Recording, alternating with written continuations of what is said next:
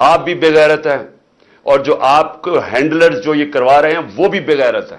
سر شرم نہیں آئی کہ ایک گھر کی پردہ دار خاتون کے اوپر آپ نے ایک وارنٹ نکال دیا اریسٹ کا, اور یہاں پولیس آ گئی اس کو پکڑنے کے لیے.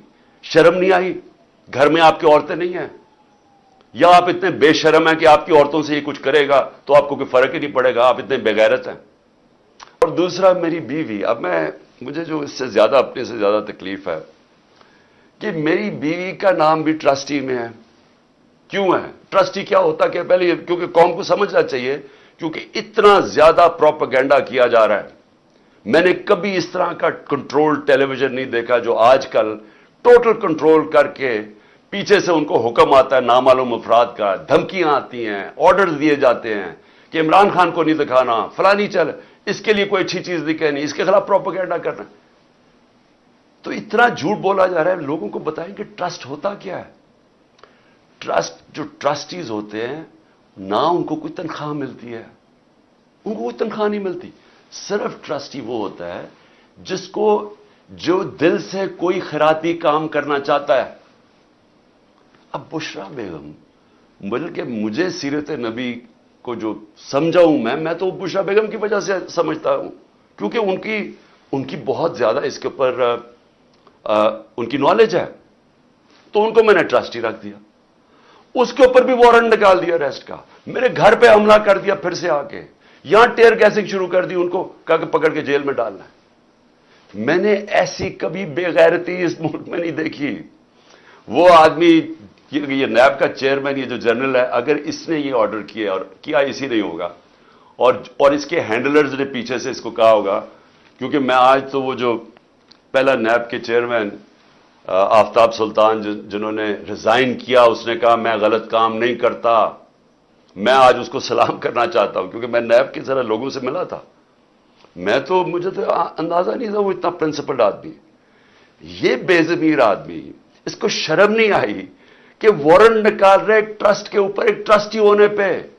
ایک تو یہ جاہل ہوگا کیونکہ اس سے کوئی بہتر کیس ہی ڈھونڈ لیتا, کیونکہ اور کیس کوئی مل نہیں رہا تھا. دوسرا شرم نہیں آئی کہ ایک گھر کی پردہ دار خاتون کے اوپر آپ نے ایک وارنٹ نکال دیا اریسٹ کا, اور یہاں پولیس آ گئی اس کو پکڑنے کے لیے. شرم نہیں آئی؟ گھر میں آپ کی عورتیں نہیں ہیں؟ یا آپ اتنے بے شرم ہیں کہ آپ کی عورتوں سے یہ کچھ کرے گا تو آپ کو کوئی فرق ہی نہیں پڑے گا, آپ اتنے بےغیرت ہیں؟ آپ بھی بےغیرت ہیں اور جو آپ کو ہینڈلرز جو یہ کروا رہے ہیں وہ بھی بےغیرت ہیں, کیونکہ کوئی غیرت مند آدمی, آنریبل آدمی ایسی حرکت نہیں کر سکتا جو آپ نے کی ہے. بے ضمیر بھی ہیں, بے غیرت بھی ہیں, چھوٹی سی تنخواہ کے اوپر اپنا ضمیر بیچ رہے ہیں. آپ کی یہ اتنی سی اوقات اور قیمت ہے. تو اب میں آگے چلتا ہوں. لو جی, اس کے بعد مجھے نہیں پتا ہوا کیا, مجھے تو انہوں نے بند کر دیا. تو جب میں نکلا سپریم کورٹ میں تو مجھے ججز نے, میں تو سیدھا وہاں سے سپریم کورٹ گیا, انہوں نے مجھے پوچھا کہ جی یہاں تو بڑا انتشار ہوا ہے, توڑ پھوڑ ہوئی ہے.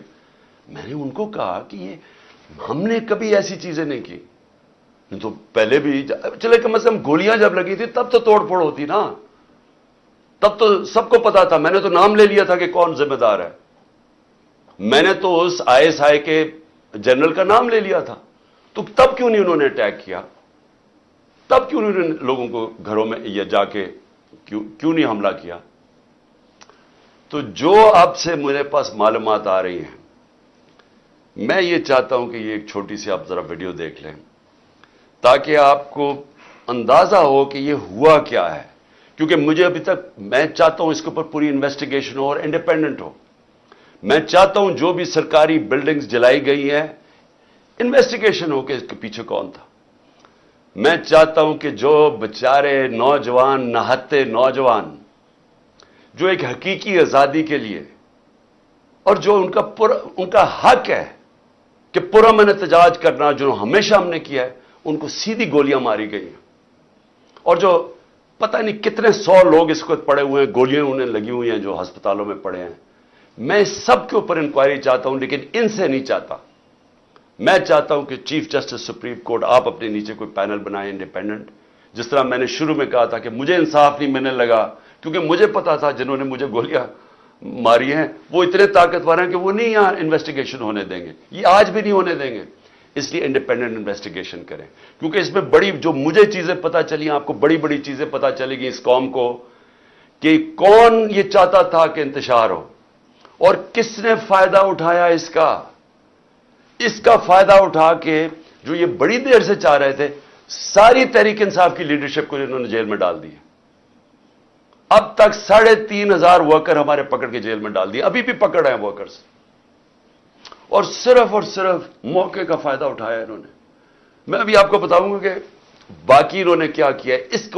اس کی آڑ کے اندر کہ جی بہت بڑا تحریک انصاف کو دہشت گرد جماعت ہے، اس نے کیا کیا ظلم کیا ہے، اس کو اٹھا کے بہانہ بنا کے انہوں نے کریک ڈاؤن شروع کر دیا، وہ جو یہ پہلے سے ہی چاہتے تھے۔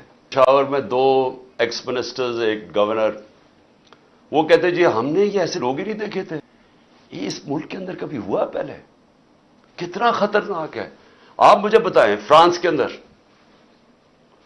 اندر آپ دیکھیں کہ وہاں پولیس کھڑی ہوتی ہے سامنے، پروٹیسٹرز کھڑے ہو کے پیٹرول بم مار رہے ہوتے ہیں ان کے اوپر۔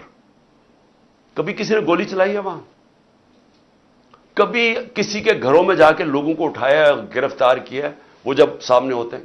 کبھی کوئی لائن کراس کرتا ہے وہاں، تب تو گرفتاری ہو جاتی ہے۔ گھروں میں چھاپے مارتے ہیں، آج سب کے گھروں میں چھاپے پڑ رہے ہیں، اور ساری لیڈرشپ اندر ڈال دی ہے جیل میں اس کے بہانے میں۔ اور پھر مجھے یہ ذرا سمجھائیں کہ ٹی وی کے اوپر کیسے ایک دم میڈیا پہ کلیمپ ڈاؤن ہو گیا؟